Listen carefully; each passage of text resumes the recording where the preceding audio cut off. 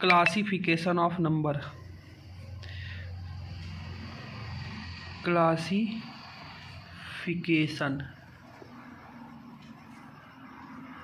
Of number. ठीक, हम लोग क्लासिफिकेशन ऑफ नंबर पढ़ेंगे, जिसमें अपन लोग सबसे पहले नंबर को दो पार्ट में क्लासीफाई कर रहे हैं। ठीक, यहाँ दो पार्ट में क्लासीफाई कर रहे हैं। तो एक होगा हमारा कहने का मतलब रियल नंबर, एक होगा imaginary number. Imaginary number SSC GD की बात हो रही है, एसएससी जीडी की बात हो रही है। ठीक, एक होगा रियल नंबर और एक होगा इमेजनरी नंबर। अगर हम लोग रियल नंबर की बात करें तो सीधी भाषा में कि ये रियल नंबर वो नंबर होता है जिसको हम लोग क्या कर सकें, नंबर लाइन पे रिप्रेजेंट कर सकें। इमेजनरी नंबर वो नंबर होता है जिसको हम नंबर लाइन पे रिप्रेजेंट नहीं कर सकते। रियल नंबर वो नंबर है जिसको हम नंबर लाइन पे रिप्रेजेंट कर सकते हैं, इमेजनरी नंबर को हम लोग नंबर लाइन पे रिप्रेजेंट नहीं कर सकते। अब रियल नंबर का एग्जांपल क्या होगा, अब जैसे कि सबसे पहले हम लोग जानेंगे नंबर लाइन क्या है। अब हमको सिर्फ एग्जाम के बेसिस पे नंबर लाइन को पढ़ना है, ना कि हमको डिटेल में नंबर लाइन पढ़ना है, क्योंकि डिटेल का नंबर लाइन बोर्ड का सिलेबस है, न कि एग्जाम का। ठीक, तो अपन सिर्फ एक जानेंगे कि नंबर लाइन होता क्या है। यह कि नंबर लाइन होता है तो इसको अपन लोग क्लासीफाई करते हैं, इधर 0 हो गया, इधर नंबर 0 हो गया, और इधर फिर 1 हो गया, 2 हो गया, 3 हो गया, और ऐसे करके इन्फिनिटी तक ये नंबर लाइन होगी। और इधर हो गया -1, हाँ, -2, -3, -4, ऐसे चलते चलते इन्फिनिटी निगेटिव में। ठीक, तो ये हो गया कहने का मतलब नंबर लाइन। अब जैसे कि हमें कोई कहते हैं नंबर लाइन में 1 को रिप्रेजेंट करो, तो 1 को हम यहाँ पे रिप्रेजेंट कर सकते हैं, ये हो गया 1। ऐसे करके हम लोग नंबर लाइन पे किसी भी नंबर को रिप्रेजेंट कर सकते हैं। अब बात करते हैं रियल नंबर और इमेजनरी नंबर। अगर हम लोग बात करें इमेजनरी नंबर की, तो इमेजनरी नंबर जैसे कि एग्जाम्पल के लिए -√2 हो गया या -√3 हो गया, ये क्या कहलाते हैं, ये इमेजनरी नंबर कहलाते हैं। अब रियल नंबर तो 1 हो गया, 2 हो गया, 3 हो गया, 4 हो गया, 5 हो गया, ये ऐसे करके कहने मतलब ये सारे क्या है, रियल नंबर है। √2 हो गया, √3 हो गया, ये सब क्या है, ये सब एक प्रकार से क्या है, रियल नंबर है। अगर हम लोग बात करें जैसे कि अगर हमको मान लो किसी ने कहा कि हमें नंबर लाइन पे √2 को रिप्रेजेंट करना है, √2 को रिप्रेजेंट करना है, तो अगर हमें नंबर लाइन पे √2 को रिप्रेजेंट करना है तो हम क्या करेंगे, एक लेंथ ले लेते हैं, यहाँ पे ये 1 सेंटीमीटर हो गया, और एक लेंथ ले लेते हैं, ये मान लेते हैं ये भी 1 सेंटीमीटर है। फिर यहाँ से हम लोग हाइपोटेनस खींचेंगे, तो ये हाइपोटेनस का जो फार्मूला जो वैल्यू निकालेंगे पाइथागोरस थ्योरम का यूज करके, तो इसकी वैल्यू आएगी √2। अब यहाँ से हम क्या करेंगे, एक आर्क लगा देंगे, ये आर्क लगा देंगे तो ये लेंथ हो गई। तो यहाँ से हमें एक बात पता लगती है कि अगर हमें नंबर लाइन पे किसी नंबर को रिप्रेजेंट करना है तो उसके लिए हमें क्या चाहिए, हमें उस नंबर की लेंथ पता होनी चाहिए। क्या पता होना चाहिए, लेंथ पता होनी चाहिए। तो जैसे कि मन में ये सवाल उठता होगा कि हम लोगों ने तो रियल नंबर को नंबर लाइन पे रिप्रेजेंट कर दिया, लेकिन इमेजनरी नंबर को नंबर लाइन पे रिप्रेजेंट क्यों नहीं कर पा रहे हैं। तो उसका रीजन समझो। क्योंकि देखो, अगर हमें मान लो जैसे उदाहरण के लिए -√3 है, अब -√3, अब इसकी लेंथ हमें पता करना होगा, क्योंकि रियल नंबर लाइन पे नंबर को रिप्रेजेंट करने के लिए हमको उस नंबर की क्या चाहिए, लेंथ चाहिए। सबसे पहले हमको उस नंबर की क्या चाहिए, लेंथ चाहिए। अब जैसे कि हमको √3 और लेंथ निकालने का तरीका क्या है, पाइथागोरस थ्योरम। लेंथ निकालने का तरीका क्या है, पाइथागोरस थ्योरम। अब हमें पता है, अगर हम लोग पाइथागोरस थ्योरम की बात करें तो पाइथागोरस थ्योरम का फार्मूला होता है ये, अगर ये हम लोगों ने एक ट्राइंगल बनाया, ठीक, ये हो गया, मान लेते हैं हम लोगों ने ये एंगल ले लिया, ये एंगल ले लिया, ठीक, ये एंगल ले लिया। अब मान लिया हम लोगों ने एक ट्राइंगल बनाया, इस ये लेंथ ए है, ये लेंथ बी है, और इसकी हमको डिटेल निकालनी है। ठीक, तो हमें क्या करना पड़ेगा, हमें जाहिर बात है, अब ये ए चाहे प्लस हो या माइनस हो, बी चाहे प्लस हो या माइनस हो, अब इसकी लेंथ निकालने के लिए हमको लोगों को क्या करना पड़ेगा, +a या -a का क्या करना पड़ेगा, स्क्वायर करना पड़ेगा। ठीक, +a और -a का क्या करना पड़ेगा, स्क्वायर करना पड़ेगा। इसी प्रकार से +b और माइनस या ये प्लस या -b का भी क्या करना पड़ेगा, स्क्वायर करना पड़ेगा। और हमें पता है कि जब हम लोग किसी भी नंबर का स्क्वायर करते हैं, चाहे वो पॉजिटिव हो या निगेटिव, रिजल्ट फाइनली क्या आएगा, पॉजिटिव आएगा। और जब पॉजिटिव को पॉजिटिव से जोड़ेंगे तो कहने का मतलब -√3 जो कि निगेटिव है, तो उसकी लेंथ तो हमें पता ही नहीं लगेगी, और जब इसकी लेंथ हमें पता नहीं लगेगी तो इसको हम नंबर लाइन पर रिप्रेजेंट ही नहीं कर सकते। तो इसको हम नंबर लाइन पर रिप्रेजेंट नहीं कर पाएंगे। तो इसी बेसिस पे हम लोगों ने नंबर को क्या किया, दो पार्ट में डिवाइड कर दिया, एक रियल नंबर हो गया, एक इमेजनरी नंबर हो गया। रियल नंबर वो नंबर है जिसको नंबर लाइन पे क्या किया जा सकता है, रिप्रेजेंट किया जा सकता है। इमेजनरी नंबर वो नंबर है जिसको नंबर लाइन पे रिप्रेजेंट नहीं किया जा सकता। ठीक, अगर अब हम लोगों ने ये इसके बारे में हम लोगों ने क्लासिफिकेशन किया, जैसे कि आप मतलब एकदम आसानी से हमें समझ में आ जाना चाहिए। हम लोग क्या कर रहे हैं, क्लासिफिकेशन ऑफ नंबर कर रहे हैं। हमें नंबर लाइन के ज़्यादा डिटेल में नहीं जाना है, क्योंकि हमारा पेपर ऑप्शनल होगा, तो हमें वो कहीं पर ये नहीं कहेगा कि ये नंबर को नंबर लाइन पे रिप्रेजेंट करो या इसको नंबर लाइन पे रिप्रेजेंट करो। एक हम लोग सिर्फ नंबर लाइन को इस बेसिस के लिए पढ़ रहे हैं कि हम जरा जान सके कि रियल नंबर और इमेजनरी नंबर है क्या। तो यहाँ से ये बात क्लियर हो गई कि इमेजनरी नंबर वो नंबर है जिसको नंबर लाइन पे रिप्रेजेंट नहीं किया जा सकता, और उसका रीजन अगर कोई पूछे क्यों नहीं रिप्रेजेंट किया जा सकता, तो उसके लिए हम बताएंगे क्योंकि हमें क्या चाहिए, जिस नंबर को हम रिप्रेजेंट करने चाह रहे हैं उसकी लेंथ चाहिए, और लेंथ निकालने के लिए हमें किसका यूज करना पड़ेगा, लेंथ निकालने के लिए हमको यूज करना पड़ेगा, जैसे हमें -√3 की लेंथ निकालनी है तो हमें किसका यूज करना पड़ेगा, पाइथागोरस थ्योरम का यूज करना पड़ेगा, और जब हम पाइथागोरस थ्योरम की यूज करेंगे तो ये निगेटिव की वैल्यू क्या हो जाएगी, क्योंकि उसके लिए स्क्वायर करना पड़ेगा, जैसा कि हमने आपको यहाँ पे समझाया, तो ओवल और डिजिट क्या आएगा, पॉजिटिव आएगा, तो इसको रिप्रेजेंट नहीं कर सकते। तो यहाँ से ये बात हमारी क्लियर हुई, ठीक, पक्का, ठीक। अब हम लोग को अब हमारा एक नंबर होता है जो कि जिसे कोई एग्जाम में खास पूछा नहीं जाता है SSC GD में, लेकिन हम जानने जाते हैं, तो कॉम्प्लेक्स नंबर क्या है, तो कॉम्प्लेक्स नंबर को सीधे सीधे कहें तो real number plus imaginary number, उदाहरण के लिए जैसे 5 प्लस -√3, तो ऐसे करके ये क्या हो गया, ये कॉम्प्लेक्स नंबर कहलाया, ठीक। अब इमेजनरी नंबर में एक बात और हमें जानना पड़ेगा, इमेजनरी नंबर को हम लोग रिप्रेजेंट करते हैं किससे, ओइटा से, किससे रिप्रेजेंट करते हैं, आई से, ओइटा, और जो ओइटा होता है इसकी वैल्यू होती है -√1, क्या होता है, -√1, ठीक, -√1 होता है, और इसका जो ओइटा स्क्वायर होता है ये -1 होता है। अब उदाहरण के लिए जैसे हम लोग -√3 को ऐसे भी लिख सकते हैं, -√3 को हम लोग ऐसे भी लिख सकते हैं, कैसे, इसको लिख सकते हैं -√3 इंटू ये नहीं सॉरी यहाँ में -√3 होगा, इसको √3 इंटू -1। अब -1 की वैल्यू हमें पता है क्या होता है, ओइटा होता है, तो इसको √3 इंटू ओइटा भी लिखा जा सकता है, इसको √3 इंटू ओइटा भी लिखा जा सकता है। तो ये हम लोगों ने अभी क्लासिफिकेशन किया रियल नंबर का, इमेजनरी नंबर का, कॉम्प्लेक्स नंबर का। अब हम लोग थोड़ा आगे बढ़ते हैं, ठीक, अब हम लोग आगे बढ़ेंगे। अब यहाँ से हम लोग देखेंगे, अब हमको डिस्कस करना है रियल नंबर को, किसको डिस्कस करना है, रियल नंबर को, ठीक। अगर हम लोग रियल नंबर की बात करेंगे तो रियल नंबर का हम लोग क्लासिफिकेशन कर देते हैं 2 बेसिस पे, ठीक, 2 बेसिस पे।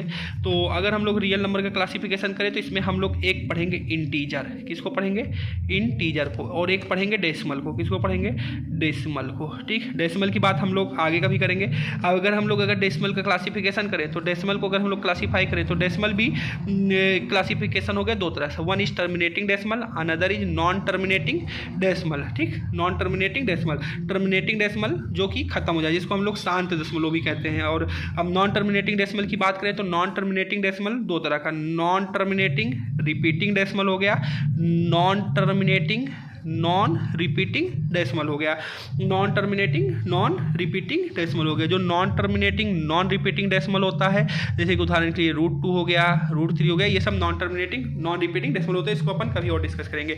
अब हम लोग अगर इंटीजर का क्लासिफिकेशन करें, जिसको हम लोग क्लासीफाई करेंगे 5 चीज़ों में, किस में क्लासीफाई करेंगे बच्चों, 5 चीज़ों में क्लासीफाई करेंगे। सबसे पहले हम लोग बात करेंगे पॉजिटिव इंटीजर की, किसकी बात करेंगे, पॉजिटिव इंटीजर की।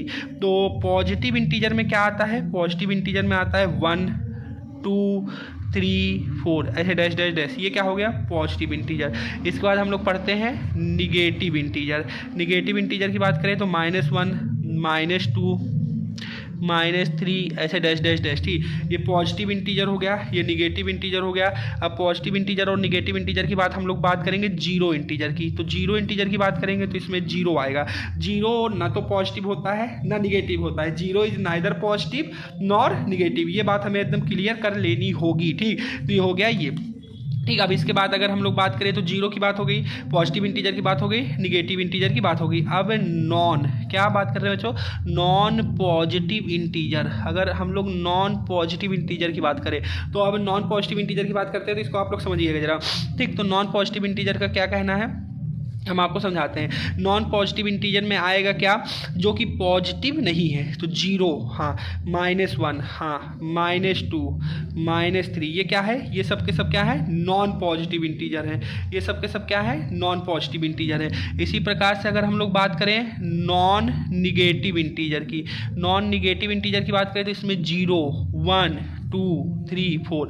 अब देखो जो पॉजिटिव इंटीजर है इसमें क्या है, 1 है 2 है 3 है 4 है, जो कि क्या हो गया, होल नंबर हो गया। क्या हो गया बोलो, जो नहीं होल नंबर नहीं, नेचुरल नंबर, सॉरी, ये क्या हो गया, नेचुरल नंबर हो गया। और ये क्या है, नॉन निगेटिव इंटीजर क्या है बच्चों, होल नंबर है, ठीक। अब हम लोग इतना समझे, ठीक। अब हम लोग बात करते हैं किसका क्लासिफिकेशन करेंगे, पॉजिटिव इंटीजर का क्लासिफिकेशन करने चल रहे हैं। पॉजिटिव इंटीजर का क्लासिफिकेशन करना चल रहे हैं। पॉजिटिव इंटीजर ही क्या है, नेचुरल नंबर है। पॉजिटिव इंटीजर क्या है, नेचुरल नंबर। तो पॉजिटिव इंटीजर का क्लासिफिकेशन करेंगे तो इसमें आएगा हमारा क्या, ऑड नंबर। क्या आएगा, ऑड आएगा, इवन आएगा। क्या आएगा? इवन आएगा। याद रखना ये क्लासिफिकेशन किसका है? नेचुरल नंबर का। इसमें किसी प्रकार का कन्फ्यूजन नहीं होना चाहिए। प्राइम नंबर आएगा। क्या आएगा? प्राइम नंबर आएगा। और क्या आएगा? कंपोजिट नंबर आएगा। क्या आएगा? कंपोजिट नंबर आएगा। देखो ऑड नंबर हो गया, इवन नंबर हो गया, प्राइम नंबर हो गया, कंपोजिट नंबर हो गया। और इसके बाद हम लोग पढ़ेंगे कॉम्प्लेक्स नंबर। क्या पढ़ेंगे? Complex number. कॉम्प्लेक्स नंबर के बाद क्या पढ़ेंगे? Twin prime number. नहीं, कॉम्प्लेक्स नंबर नहीं, सॉरी, कॉम्प्लेक्स नंबर नहीं होगा, ये होगा को प्राइम नंबर। क्या होगा? को प्राइम नंबर। और क्या पढ़ेंगे? Twin prime number. तो अब जैसे कि सभी को पता ही होगा कि ऑड क्या होता है। ऐसा नंबर जो 2 से डिवाइड ना हो वो ऑड है। इवन क्या है? ऐसा नंबर जो 2 से डिवाइड हो जाए। ठीक, अब इसमें हमको लोगों को जरा एक चीज़ बच्चों समझ लेना पड़ेगा। ठीक, यहाँ पे हम ऑड को ओ से रिप्रेजेंट कर दे रहे हैं, इवन को ई से रिप्रेजेंट कर रहे हैं। अगर हम लोग ऑड में ऑड को जोड़ें या घटाएं तो आंसर क्या आएगा? इवन आएगा। अगर हम लोग इवन में इवन को जोड़ें या घटाएं तो आंसर क्या आएगा? इवन आएगा। लेकिन अगर हम लोग ऑड में इवन को जोड़ दें या घटा दें तो आंसर क्या आएगा? ऑड आएगा। ये सभी चीज़ें हमें अपने दिमाग में रखनी, जो कि हमें कैलकुलेशन के समय काफ़ी मदद करेगी। लेकिन बच्चों ऑड को इवन से गुणा करें तो क्या आएगा? इवन आएगा। इवन को इवन से गुणा करें तो क्या आएगा? इवन आएगा। और ऑड को ऑड से गुणा करें तो क्या आएगा? ऑड आएगा। अब देखो इसको याद करने का तरीका मैं बता चाहता हूँ बच्चों। प्लस और माइनस के लिए क्या याद कर लो? लाइक याद कर लो। अगर लाइक है, एक जैसा है, तो आंसर क्या आ रहा है? इवन आ रहा है। क्या आ रहा है? इवन आ रहा है। देखो ना, यहाँ पे दोनों लाइक थे, आंसर क्या आया? इवन आया। यहाँ पे दोनों लाइक थे, आंसर क्या आया? इवन आया। यहाँ पे ऑड और इवन था तो यहाँ पे आंसर क्या आया? ऑड आया। लेकिन बच्चों मल्टीप्लिकेशन का तो सीधा है ना यार। तुम कैसे याद कर सकते हो? देखो फैक्टर रहेगा ना, odd into even, even, even into even, even, odd into odd, odd. अब यहाँ से एक नया कॉन्सेप्ट निकल आएगा। ठीक, अगर ऑड की कोई भी पावर हो तो ये क्या होगा? Odd into odd into odd into जितनी टाइम पावर है तो ये आंसर क्या आएगा? ऑड आएगा। लेकिन इवन की अगर कोई पावर है तो क्या होगा? इवन इंटू जितनी टाइम पावर है, आंसर क्या आएगा? इवन आएगा। तो ये हमारे कैलकुलेशन में बहुत ही मदद करेगी। ठीक, ये बात आपको याद रखना है। तो हम लोगों ने क्या किया? देखो पॉजिटिव इंटीजर का क्लासिफिकेशन कर दिया, ये ऑड में और ये इवन। अब देखो प्राइम नंबर। प्राइम नंबर सीधी बात करें तो अपन लोग कोई नहीं, ऐसा नंबर जिसके 2 फैक्टर हो। क्या हो? ऐसा नंबर जिसके 2 फैक्टर हो। एक तो 1 हो, दूसरा वो नंबर इटसेल्फ हो, वो नंबर इटसेल्फ हो, वो नंबर खुद हो। ठीक, वो नंबर खुद हो। जैसे कि उदाहरण के लिए बच्चों 1 से लेकर 100 तक, 1 से लेकर 100 तक कुल 25 प्राइम नंबर है। कितने प्राइम नंबर हैं? 25 प्राइम नंबर है। उदाहरण के लिए 2, 3, 5, 7, 9 नहीं होता, सॉरी, 11, 13। तो ये सब क्या है? ये सब प्राइम नंबर है जिसके सिर्फ और सिर्फ 2 फैक्टर पॉसिबल है। एक तो 1 होगा, दूसरा वो नंबर इटसेल्फ होगा। अब जो प्राइम नंबर की अगर हम लोग बात करें तो स्मॉलेस्ट प्राइम नंबर 2 होता है और 2 इकलौता इवन प्राइम नंबर है। स्मॉलेस्ट ऑड प्राइम नंबर क्या होता है? 3 होता है। क्या होता है? 3 होता है। तो ये प्राइम नंबर हुई। आगे की बात हम लोग नेक्स्ट क्लास में करेंगे। एक आपका रैपिड रिवीजन करा देते हैं। ठीक, एक रैपिड रिवीजन करा देते हैं। तो सबसे पहले हम लोगों ने क्या पढ़ा? सबसे पहले हम लोगों ने पढ़ा नंबर का क्या किया? क्लासिफिकेशन किया। तो हम लोगों ने क्लासिफिकेशन में क्या पाया? रियल नंबर पाया और इमेजिनरी नंबर पाया। तो रियल नंबर वो नंबर है जिसको नंबर लाइन पे क्या किया जा सके? रिप्रेजेंट किया जा सके। अगर हिंदी में बोले तो निरूपित किया जा सके। इमेजिनरी नंबर वो नंबर है जिसको नंबर लाइन पे रिप्रेजेंट नहीं किया जा सके। उदाहरण के लिए कोई पूछ सकता है क्यों नहीं रिप्रेजेंट किया जा सकता? क्योंकि हमें सबसे पहले क्या निकालनी पड़ेगी? लेंथ निकालनी पड़ेगी। और लेंथ निकालने का तरीका क्या है? पाइथागोरस थ्योरम है। और पाइथागोरस थ्योरम के लिए हमें क्या करना पड़ेगा? स्क्वायर करना पड़ेगा। और नंबर चाहे पॉजिटिव हो या निगेटिव हो, अगर उसका स्क्वायर करेंगे तो हमेशा रिजल्ट क्या आएगा? पॉजिटिव आएगा। तो -√3 एक निगेटिव है, इसकी लेंथ निकालना ही पॉसिबल नहीं है। तो इसको हम लोग नंबर लाइन पर रिप्रेजेंट नहीं कर सकते। हम लोगों ने कॉम्प्लेक्स नंबर पढ़ा है। तो कॉम्प्लेक्स नंबर क्या था? Real number plus imaginary number था। अच्छा, real number plus imaginary number था। फिर रियल नंबर का हम लोगों ने क्लासिफिकेशन किया था ऑन दी बे। उस पर हम लोगों ने एक डेसिमल पढ़ा और एक क्या पढ़ा? डेसिमल पढ़ा और एक क्या पढ़ा? इंटीजर पढ़ा। डेसिमल को हम लोगों ने किधर किया? फिर डेसिमल के बारे में हमने बताया तुमको, terminating decimal, non terminating decimal. Terminating decimal को अपन लोगों ने कहा शांत दशमलव, नॉन टर्मिनेटिंग डेसिमल को अशांत दशमलव। ठीक, फिर इसको हम लोगों ने क्लासिफिकेशन किया, non terminating non repeating decimal, non terminating repeating decimal में 2 बेसिस पे क्लासिफिकेशन किया। फिर उसके बाद हम लोगों ने इतना कुछ पढ़ा। तो ये एक प्रकार से अपन अगर इसको शॉर्ट में देखना चाहें तो ये काफ़ी कारगर होगा हमारे लिए। और मन लगा के पढ़ाई करिए, एग्जाम बहुत ही करीब है। जय हिंद।